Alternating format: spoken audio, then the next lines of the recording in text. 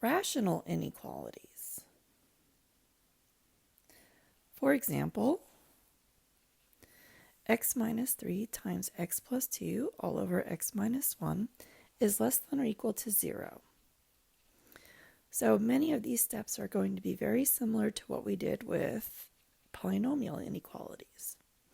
The first step, write the inequality so that a rational expression is on the left-hand side and 0 is on the right-hand side.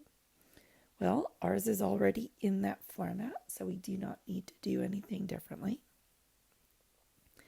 Step 2, determine the real zeros of the left-hand side, which is where the numerator equals 0, and the real numbers where the left-hand side is undefined, which is where the denominator equals 0. So to find the zeros, we'll set x minus 3 equal to 0 and x plus 2 equal to 0. Ours is already factored, but if it weren't, we would need to factor that first. Solving, we get x equals 3 or x equals negative 2. Those are the two zeros. Now where it's undefined, we're going to take the denominator x minus 1 and set it equal to 0, which is where x equals 1.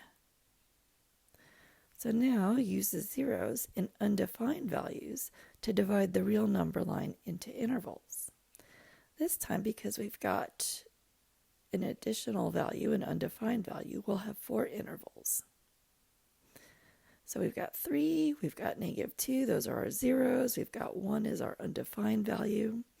So one interval goes from negative infinity up to our smallest number, which is negative 2.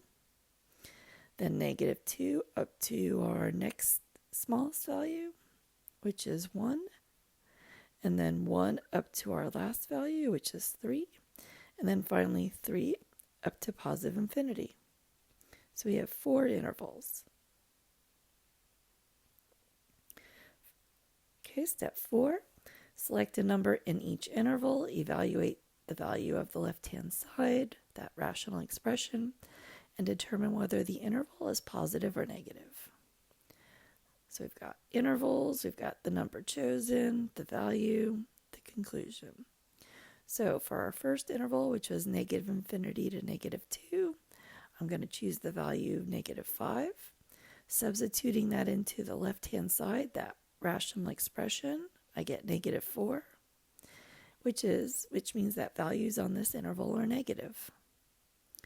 Our next interval was negative 2 to 1. So a number that's in this interval is 0. Substituting this into the rational expression on the left-hand side, and I get 6. So numbers in this interval are positive. Our next interval is 1, 3. And number that's on this interval, or in this interval, is 2. Substituting this into the rational expression on the left-hand side, and I get negative 4. So numbers in this interval are negative. Finally, 3 to positive infinity. A number on this interval is 5. Substituting this into the rational expression on the left-hand side, I get 3.5, which is positive. So numbers on this interval are positive. We were looking for, in our original inequality, numbers that were less than or equal to 0. So negative or 0. So we've got negatives on negative infinity to negative 2 and 1 to 3. So our solution is from negative infinity to negative 2, but because we're also including where it's 0, we change the parenthesis to a squared off bracket, union 1 to 3. And we don't change the 1 because the 1, remember, is where the interval was, where the left-hand side was undefined. It's not 0. But we will change the right one to a squared off bracket because negative 3 is a 0. Let's look at a second example. x plus 2 over x minus 4 is greater than or equal to 1. Okay, so first we need to get 0 on the right-hand side, so I'll subtract 1 from both sides. Now we need to combine both these terms into one rational expression. So we need a common denominator. So my denominator is going to be x minus 4, so my first term can remain the same. My second term, I need to multiply by x minus 4 over x minus 4, and that's still greater than or equal to 0. So x plus 2 over x minus 4 minus x minus 4 over x minus 4. My minus is out in front of everything because it will affect both of the numerator terms, and that's greater than or equal to 0. Now let's combine. So my denominator is x minus 4. I have x minus x, which means that x's cancel out, and then, well, I still have x plus 2 minus x plus 4, and that's greater than or equal to 0. Here we'll see the canceling out.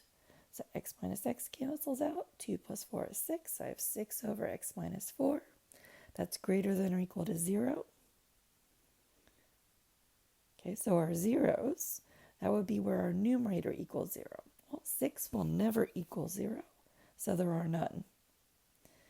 Our undefined values, that's where x minus 4 equals 0, or x equals 4. So we've got an interval from negative infinity to 4, and from 4 to positive infinity. So just two intervals. Okay, so we're going to look at interval, number chosen, value, and conclusion. So on the interval negative infinity to 4, I can choose the number 0. When I substitute that into 6 over x minus 4, I get negative 1.5, which means that numbers on this interval are negative. Second interval is 4 to positive infinity. A number on this interval is 5. When I substitute that in for x and 6 over x minus 4, I get 6, which means that numbers on this interval are positive. I'm looking for where numbers are greater than or equal to 0, or where the function's greater than or equal to 0. So it's positive or 0. Okay, so it's positive on the interval 4 to infinity. We don't have a 0, so our solution is just 4 to infinity.